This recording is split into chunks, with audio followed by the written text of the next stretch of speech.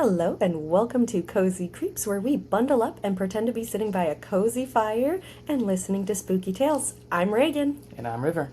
and we will be your host for this chilling story. That is right, I have brought my husband on as my official co-host. He has agreed.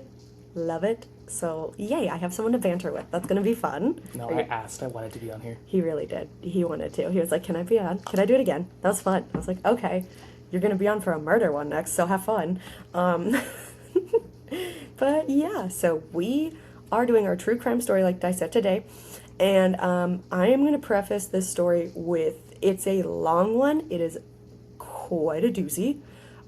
So this is going to be a two-parter. Now, I know I've never done a two-parter before, and usually I switch off every other week, but since this is a two-parter, I will do back-to-back true crime this time, just so that way I don't leave you guys waiting like 2 or 3 weeks for the next episode. I don't want to do that to you guys. So, we are covering Rodney Alcala, the dating game killer, which, if you've heard of him, you know why he's called that. If you haven't, you're gonna learn. Why is it called that?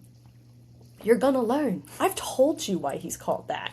I know, but I'm the audience. I don't know anything, so. He knows. He knows why he's called that. But you'll learn that in part two, because that's not in part one's notes. Sorry. Also, there's a cat. Also, yeah, you might see our cats in the background. That's If you're Artemis. watching on YouTube, yes, we've got Artemis here. She is always in desperate need of snuggles. So, if you hear a cat, that's why. If you're on YouTube and see a cat, that's why. So, with that all being said, let's bundle up in our cozy blankets because boy oh boy are we going to need them. Let's grab our comfort drinks, which the husband and I today are doing some beverages because you're going to need it today for this story. And let's get creepy. Alrighty, so Rodney Alcala was born August 23rd, 1943 in San Antonio, Texas. Bad start already. We don't claim him. The Texans do not claim him. Bye-bye. So he was the third of four children, and when he was about 8 years old, his father moved the family to Mexico, and then 3 years later abandoned them in 1954. So he moved them to a whole other country. They're a Mexican-American family. He moves them to Mexico, and then he just dips. Oof. Bad start. Rough start for Rodney. Now, with that, Rodney's mother was left to raise four children all by herself. And so she ends up moving back to the U.S. and moving to a Los Angeles suburb when Rodney was around 11 years old. And even though his early life was full of this turmoil and trauma, I mean, that's definitely traumatic having your dad just dip on you out of nowhere when you're 8 years old. He didn't really show any signs of being troubled in his younger years, which, as the story goes, you're going to find out why that's just weird. Yeah, be prepared.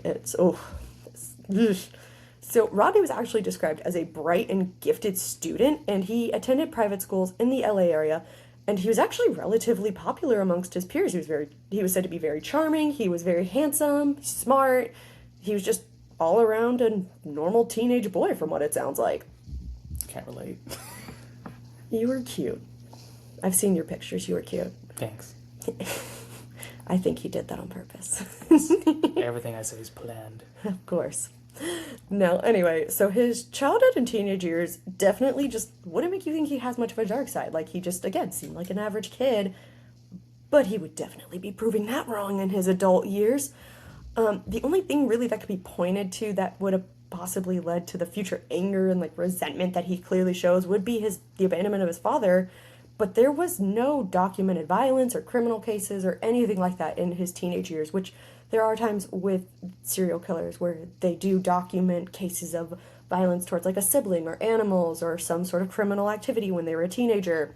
So the fact that he has none of that is just very odd from the get-go. Now, he graduated high school from Cantwell Sacred Heart of Mary High School in 1960 at 17 years old. And then in 1961, he joined the U.S. Army, and he enlisted as a paratrooper, and he was assigned to clerical duties within the Army. Now, it's during his time in the military that Alcala's true colors really began to show. There were reports that he was very manipulative, very vindictive, and very insubordinate. So he got away from home, got away from that structured life of his home, and went into the military and started kind of showing who he really was and more of that darker side. Just crazy, like, I know, all Going the to the places. military where they're enforced, drilled, everything to the T's. I know. Doesn't seem like a good spot to let loose. Well, that's what he decided to do, though. He was actually disciplined several times while in the army for assaulting young women while in the service. Oof. Yeah, just keep that in mind, that he was only disciplined for it, but we're going to come back to that in a second. So in 1964, he actually suffered what was described as a nervous breakdown, went AWOL, and hitchhiked all the way back from Fort Bragg, North Carolina, to his mother's house in California. Now, once he was detained by the army for going AWOL, because, that's illegal, he was actually evaluated by an army psychiatrist and was diagnosed with antisocial personality disorder at 20 years old. And this diagnosis basically just labeled him as someone who did not know or just didn't care about what was right or wrong, didn't care about other people or their feelings, didn't really have empathy in general. He also showed signs of narcissism, manipulation, and just having no remorse for when he did things he shouldn't have done. At 20? At 20. Oof. Now, later in life, court psychiatrists would come back and diagnose him with narcissistic personality disorder as well as sexual sadism, which we'll get there. And he also had an IQ of 135, meaning he was extremely intelligent. Like, he was a very, very smart man. AKA, if you listen to other true crime podcasts or watch true crime shows, that's the perfect brew for a serial killer, pretty much. That's all the ingredients you want and need. Yikes. Oof, got red pilled early. Oh, yeah, he did. Now, the Army honorably discharged him in 1964 on medical grounds due to, the mental issues he was having. They honorably discharged him, even though he assaulted women while in the service. Sure, we'll call that honorable, though. I have feelings. So after he left the Army, he went on to receive a fine arts degree from UCLA in 1968. Fine arts with that IQ? That's crazy. Yeah, part of his ruse was that he was a photographer, so we'll get into that. Okay. Well, his criminal activities as a civilian, because, again, he was so honorable while in the Army. Eye roll. Big eye roll. Those began on September 25th, 1968 in LA. 8-year-old Tally Shapiro was walking to school along Sunset Boulevard, close to where her family was staying at the Chateau Marmont Hotel. Alcala, who was 25 at the time, pulled up to her and offered her a ride to school. At first, Tally declined, but Alcala was charming, and he actually even convinced her that he knew her parents. And this is the 60s, like late 60s, early 70s. People weren't really that aware of stranger danger. Parents weren't telling their kids, like, oh, we need to have like a code word or something, so if an adult comes up to you and they don't know the code word, don't go with them. That wasn't a thing. So Tally was convinced that he knew her parents and that he was safe, so she got in the car with him. Now, thankfully, this whole interaction was actually witnessed by a salesman in the area named Donald Haynes, and he saw a man with dark, long, curly hair talking to a young girl and luring her into his car, and he just felt something wasn't right about the situation. So he actually follows Alcala's car to an LA residence, and after seeing him lure the young girl into a home, he runs to a payphone and calls 911 immediately, which again, as I will say in all my true crime stories, see something, say something. See something, say something. Like this man did, because thankfully, his call to the police saved Tally's life. Was it if John Mulaney said, don't let him get you to a secondary location? I mean... They say that in like actual things too, it's a statistic, but... I mean, yeah, it is really one of those situations, but thankfully this man saw the situation and was like, that's sketchy, and followed. Now, LAPD officer Chris Camacho arrived at the scene within minutes, and he just had this feeling that something was very terrible happening inside, so he kicked the door down, and what he found was a horror scene. He found Tally sprawled out on the floor, covered in blood. Thankfully, she was still alive. There was a steel bar across her neck, and she was unconscious, barely clinging to life. He was trying to strangle her with that steel bar. Now, during further on in the investigation, it was found that not only had he physically attacked her, he had also sexually assaulted Tally, this little 8-year-old girl. And he, like I said, was using the steel bar to try and strangle her, but again was unsuccessful. Thankfully, Tally was still alive. Now, Officer Camacho went inside and removed the bar from Tally's neck, and she breathed in some air, letting him know she was still alive. But before the officer could apprehend him, Alcala slipped out the back door and disappeared. And the officer had to choose between chasing him or possibly saving Tally, so he stayed behind and chose to save Tally, which, again, is really good that he did because she ends up surviving this attack, thankfully.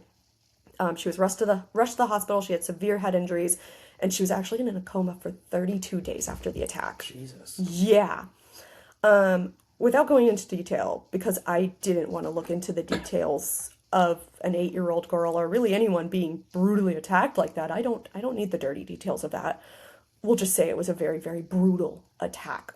And it would take months of care for her to recover, but she would recover physically, though I can't imagine the psychological damage she went through. Like, she was 8 years old, just trusting a man who she thought knew her parents. Like, she didn't know better.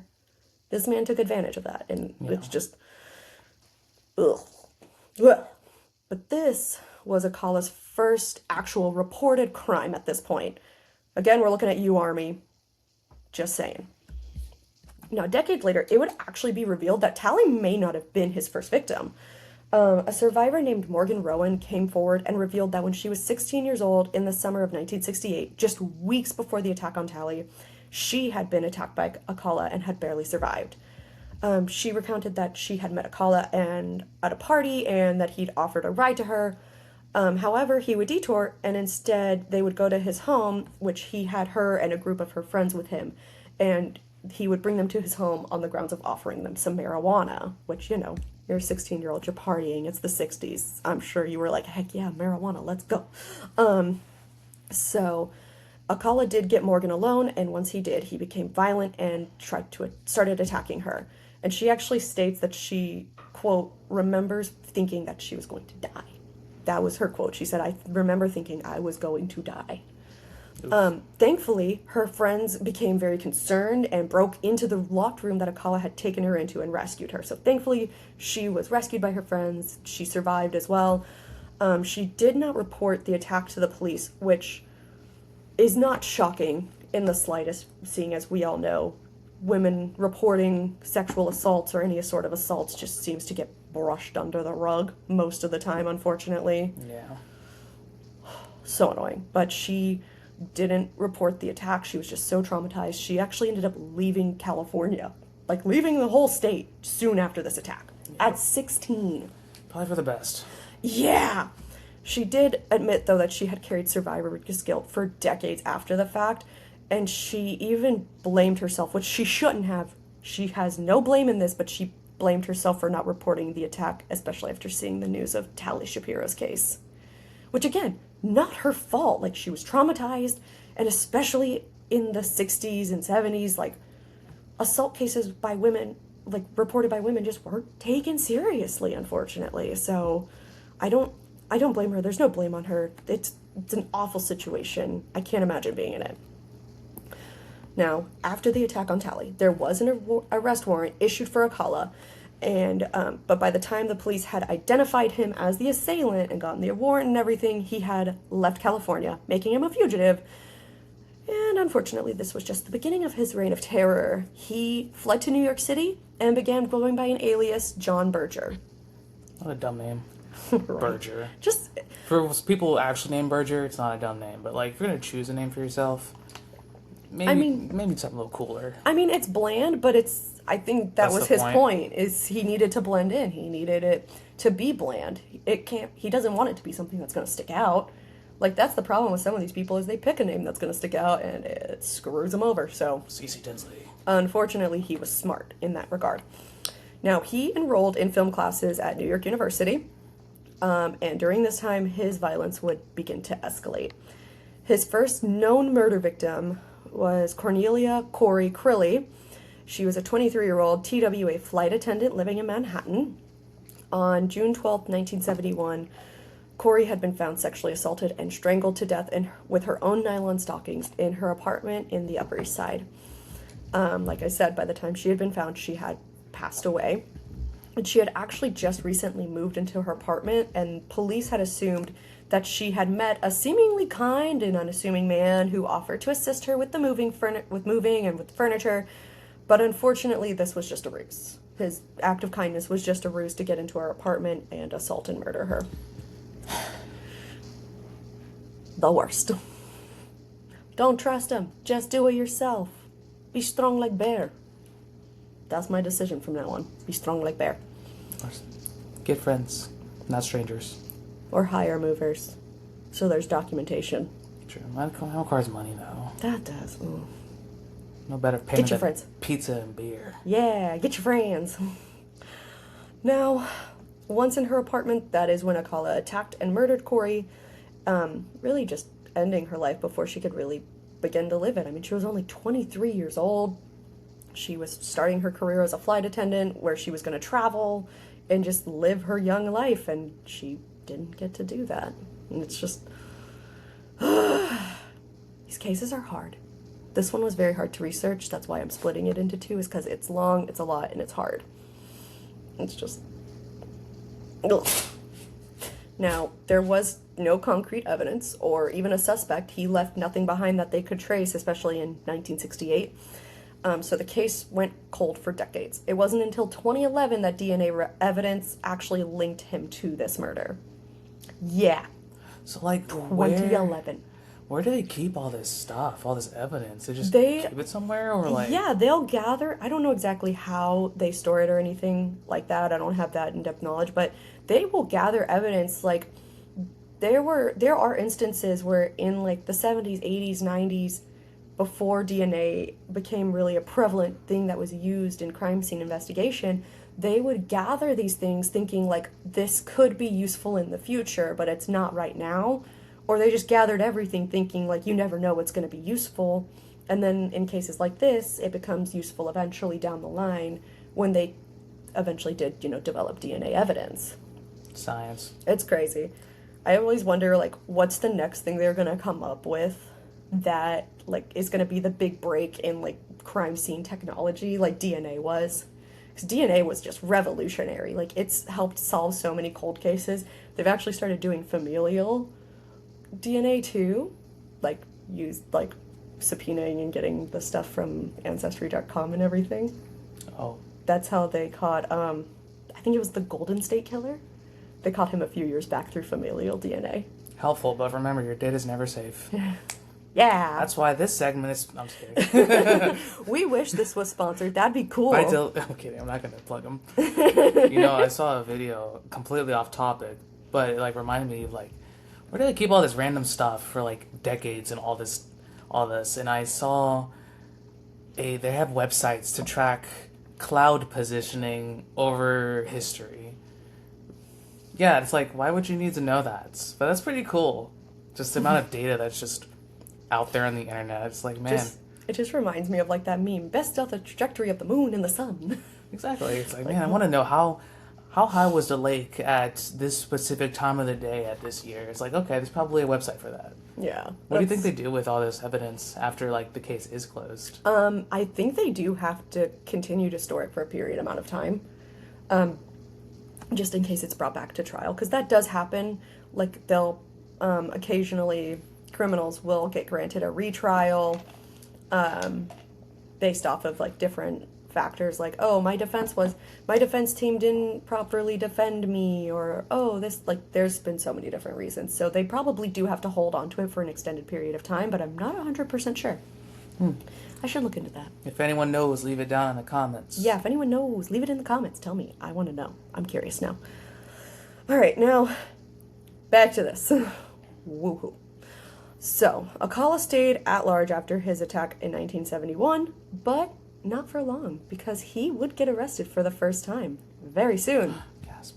Gasp! You're gonna honestly kind of love how it happens, how he gets caught. So in June of 1971, two children, that's right, children, attending an arts camp realized that their camp counselor, John Berger, looked just like a man from the FBI's Most Wanted poster at the post. I told you were gonna love it. I'm kind of reading ahead, but like, I have my notes up here so he can see them. But yeah, they said, he looks real familiar. He looks like the guy on that Wanted poster. Kids, man. Gotta trust them. It's crazy though. Think about it. 2 little kids noticed this, but no adults. People got fooled with glasses for Superman. No adults noticed this. Yeah, true. People got fooled with glasses by Superman, so I don't know. Batman just threw a voice on. And a little masky mask. And some eyeshadow. Had to look fabulous. Anyway, of course, obviously, John Berger was Rodney Alcala in disguise as a camp counselor near children. Let's remember who his first victims were. Don't like that. Anyway, the kids alerted camp staff alerted the authorities, and Alcala was arrested and extradited back to California for the attack on Tally Shapiro. Let's just say that good for the adults that actually like took the word of these kids. I feel like if they hadn't, I'm sure those kids probably brought that poster and was like, "Are you telling me I'm wrong? Look at him." But still, a lot of adults be like, they kids crazy. be kids. Yeah, thankfully these adults believe these children and were like, John is a little weird around the children. We just thought he was an odd guy. Berger? Nah. Something's up with him. He's a little sketchy. Anyway, moving forward, because of course this can't go the best way ever.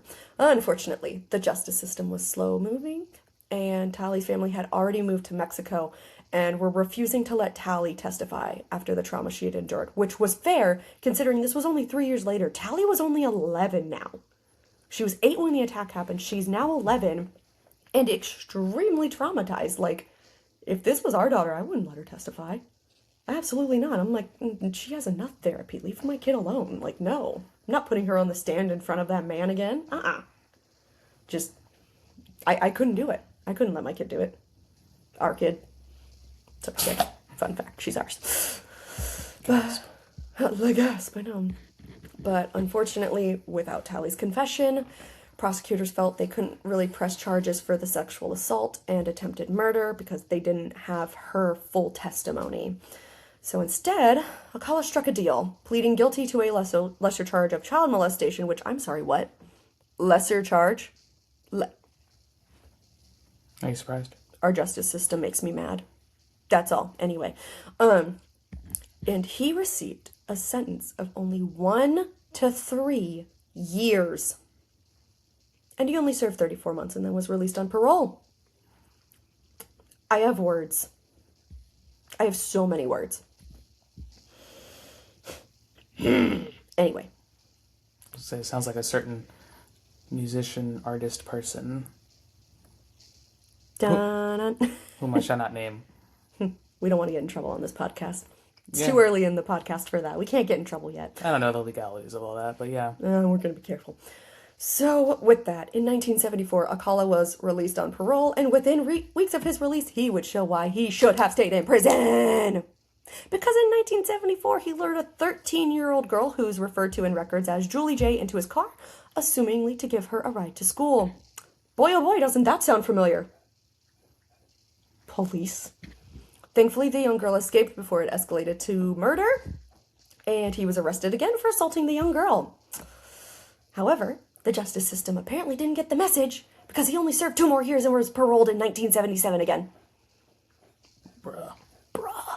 So now he's 34 years old, now a registered sex offender and labeled as a twice paroled felon, but also keep in mind, this is the 70s.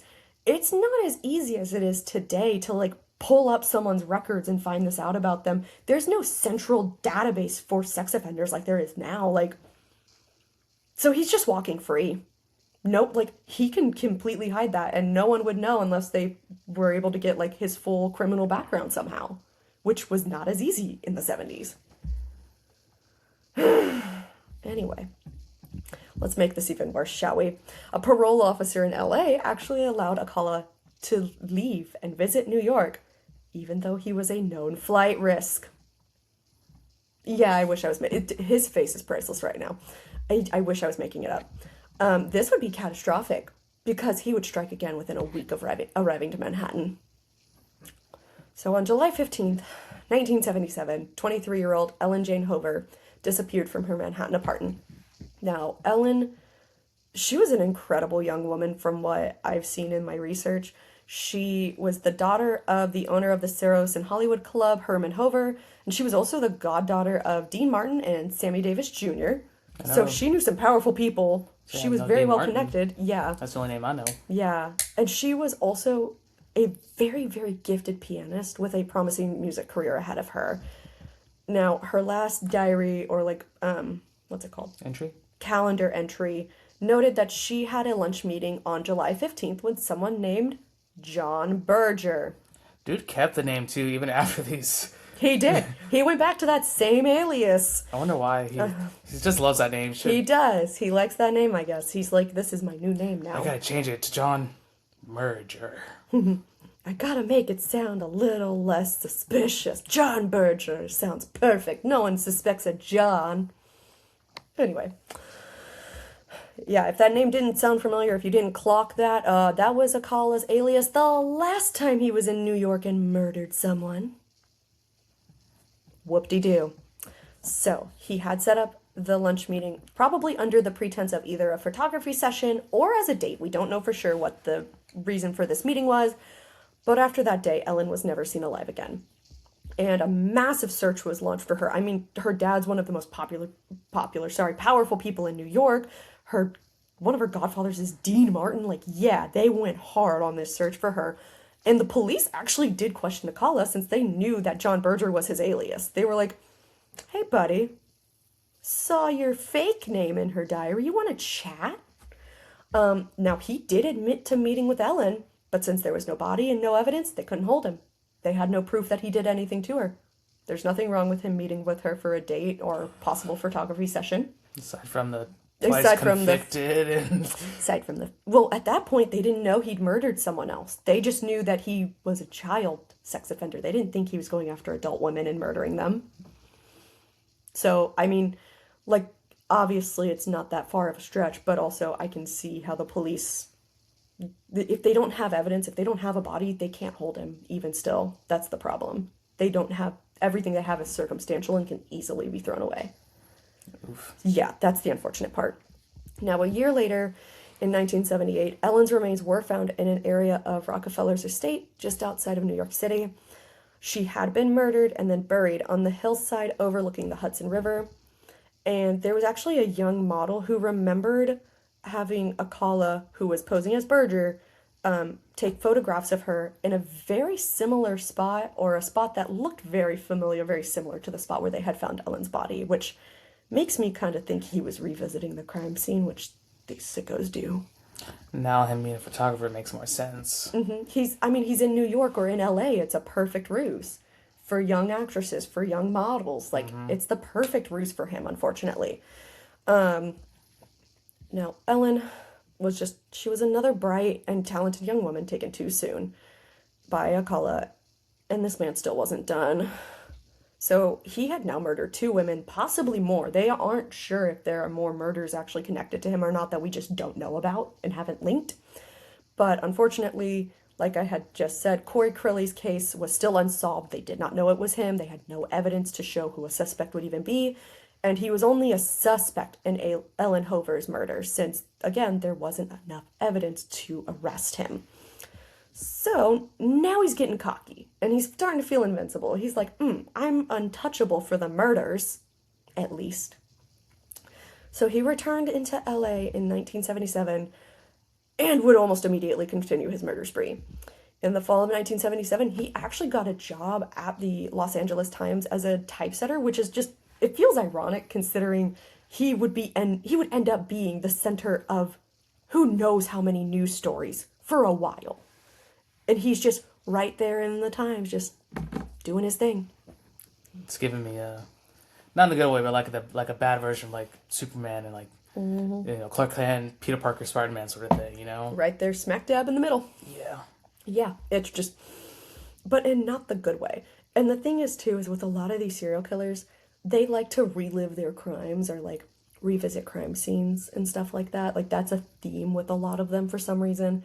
And so this was probably just another sick, twisted way for him to, like, relive his crimes, like seeing them and hearing them talked about in the office, you know? Like, I'm sure it was just gross. Anyway, he had actually been investigated and questioned by police as part of another investigation for the Hillside Strangler serial killers. They're another duo that I'm going to cover later on. But yeah, he was actually questioned in relation to them since he had attempted to strangle the two children victims that they knew about. And obviously, with the name Hillside Strangler, I think you can put two and two together what they did. But he was released, there was no evidence, and they were not him. Those were two different people, which, again, I'll cover later. The West Coast was wildin' in the 70s, by the way. Just wildin'. Now, Alcala's cool-off period was essentially non-existent at this point, and he quickly striked again after returning to LA and securing his job. On November 9th, 1977, the body of Jill Barcombe, who was only 18 years old, was discovered in the Hollywood Hills. She had actually come to LA from Oneida, New York, hoping to break into Hollywood as an actress and just live a life of adventure and fun. She was 18, she was young, she was ready to live life, and she met this guy. Oh, just makes me sad. And she hadn't even been in California that long when she crossed paths with Alcala. Now, her body would be found posed on a dirt path near Mulholland Drive, curled in a knee-to-chest position, and just basically left in a way that looked like she had been discarded, as if the person who killed her thought she was just trash. Like, she did not matter, she was below them. Just... And it was discovered that, like the previous victims, Jill had been sexually and physically assaulted as well as strangled, which would become known as Alcala's MO. That was his thing. The ligature marks on her body were found to have been from blue rope ties, and he had actually attacked her so viciously that her face was almost completely unrecognizable. Yeah, they almost could not recognize who this woman was because of how brutal he was. It's making me sad. Welcome to true crime. It does that. It's hard to... True crime is one of the ones where it's hard to, like, banter and really talk throughout it, I feel like, because it's just... Like, it's sad, and it's real life stories. It's not like a haunting where it's all hypothetical and silly and whimsical, like... Yeah, I like the whimsical. I know. He prefers the paranormal ones, so I'm sorry, you're gonna have to do this for 2 weeks back to back. I got the kitty cats. He does have one of our kitty cats over Can here. I adjust this for a second? Yeah, I guess. That's Zelda. That's Zelda. Zelda. She's a fluffy drama queen. You want to say something? She's sniffing the mic. Thank you, Zelda. Anyways. We're going to find the joy where we can in these stories, obviously not at the expense of the victims. We will never ever do that. They deserve all the honor and respect. But if I can make fun of the murderer, or occasionally the police force, because sometimes they're just special, then I will. 0 for 10 right now. 0 for 10. Okay, Across the country. I mean, to be fair, like, he's not leaving evidence, and it is the late 60s, early 70s. Like, they don't have the technology we did nowadays. So it's just... I'm not saying they did a great job letting him out of prison. You know, they could make Star Wars. They can't find a killer? Like, come on. I don't know. I only said that because 1977. That's fair. So, like I said, jumping back into it, like I said, he'd been interrogated and questioned as part of the Hillside Strangler investigation, but that case would actually be solved, and they had thought Jill's murder was one of them, but they openly claimed all of their victims, and she was not one of the ones they claimed credit for. So, it was later found out then that, you know, she was Rodney Alcala's victim. But this was unknown to the police at the time. They did not know that. Now, less than 5 weeks later, again, this man has no cool-off period. Like, there are stories of serial killers who go months, sometimes even years, without making another kill. And this man's barely going 2 months, not even going 2 months before he does it again. But he would strike again. On the night of December 16th, 1977, 27-year-old Georgia Wicksted, who was a registered nurse, gave her friend a ride home from the bar and then returned to her apartment in Malibu. Now, the next day, Georgia didn't show up to work, which was unusual for Georgia, and so this caused her coworkers to become concerned and call the police. Now, the officers would go and do a welfare check at Georgia's home, and they would discover signs of forced entry. There was a broken window latch, and when they got into the home, they noticed that items were just in disarray and kind of thrown about the apartment. Now, as they continued their search, they would come across the horrific scene in Georgia's bedroom. Her body would be found on her bedroom floor, naked and clearly having been beaten and strangled. Like the other victims, she had also been sexually assaulted. Her own nylon stocking had been used to kill her, similar to how Corey Crilly was murdered. And then similar to Jill Barcombe, the attack was so brutal, she was almost unrecognizable. Like if this wasn't her own home, they may not have ID'd her as easily. Yeah. And again, this is one of those things I did not want to look more into for obvious reasons as I say it, but it was also noted that he mutilated her genitals. That's as far as I'm going. I did not look more and I don't want to.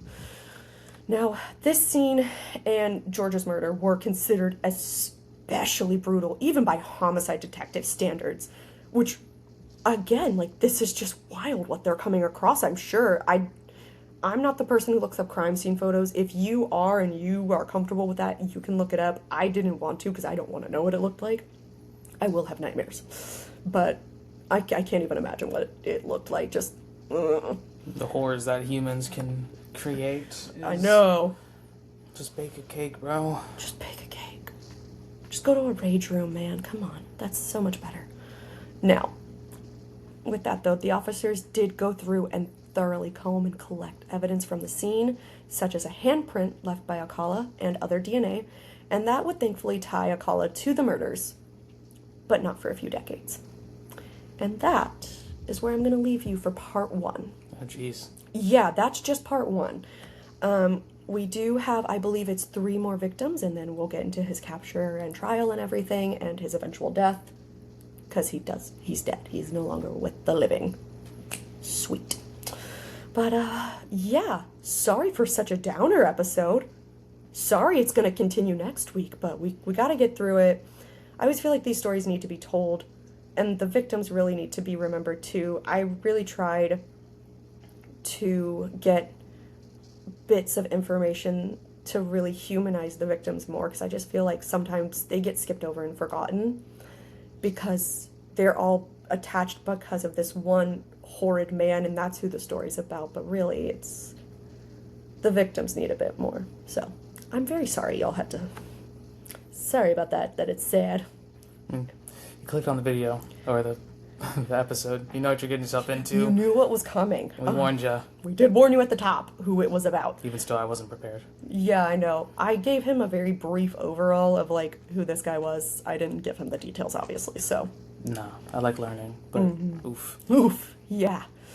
But thank you guys so much for joining us on this episode of Cozy Creeps. We are officially, again, wherever you get your podcasts. So iHeartRadio, Spotify, Apple Music, Amazon Music, all of those. We are there. So you can check us out on all of those. We do also have a Facebook, Instagram, and YouTube page, as well as a TikTok page, all under Cozy Creeps Podcast that you can check out.